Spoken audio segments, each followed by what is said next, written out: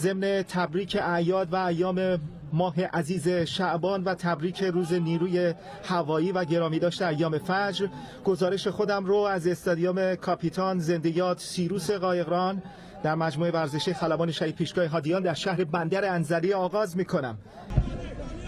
میفرسته تو محوطه جریمه، ملوان ها خودی نشون میدن، فرصت توی محوطه و پنالتی برای ملوان. داور پنالتی رو اعلام میکنه.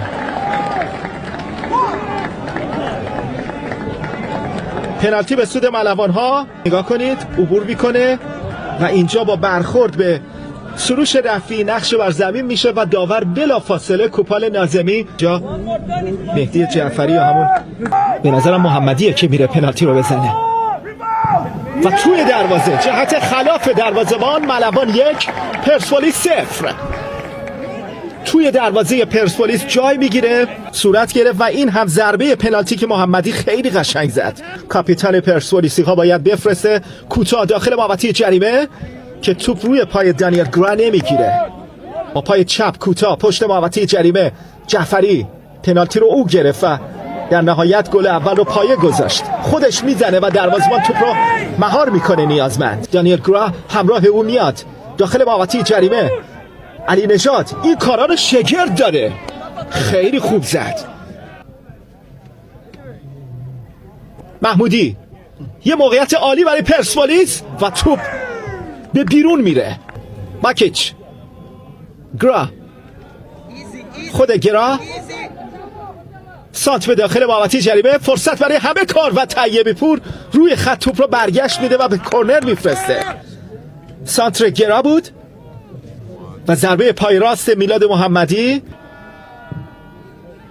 توی محوطه جریمه. اورانا فرصت برای شوت و توپ در چارچوب نیست. اگه تو چارچوب بود خیلی خطرناک میشد. صحنه رو ببینید، اینجا اگه میزد تو چارچوب البته خیلی مشکل بود، چون میلاد محمدی یه کار عالی از علیپور، عالی فرصت برای پرسپولیس میره که موقعیت عالی پرسپولیسی ها منجر به گل بشه.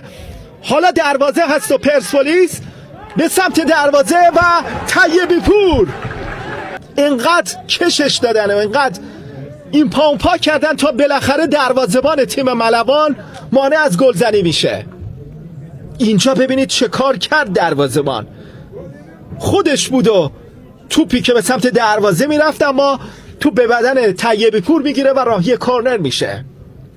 و بقیه بازیکن ها ببینیم با این کورنر چه کار میکنن. پرسپولیسی ها توپ از کنار تیر عمودی به بیرون میره، به هیچ کی برخورد نکرد و ملوان بندر انزلی خاتمه یافت. و از این لحظه در خدمت شما هستیم. موقعیت خوب برای پرسپولیسی ها برای باز کردن دروازه تیم فوتبال ملوان که باز هم علیپور راه به جایی نمیبره. سعید کریمی و کاپیتان پرسپولیس هم بیرون اومد. صحنه بسیار حساس آغاز نیمه دوم رو میبینید که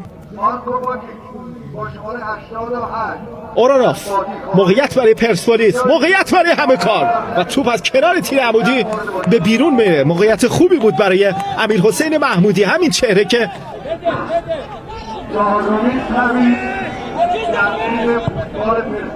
یک شوت از بازیکن‌های پرسپولیس. عمری که الان از غایبان بازی که امروز پرسپولیس ملوان هست.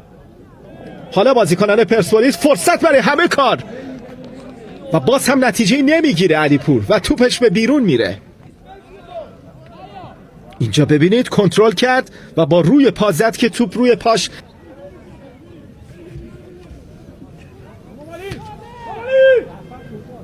پیش میان. بازیکنان ملوان یه موقعیت مساعد ساخته و پرداخته میشه برای ملوان ها. فرصت برای همه کار هست و دروازه‌بان توپ رو میگیره. پیام نیازمند، پرتاب برای بازیکنان پرسپولیس هست.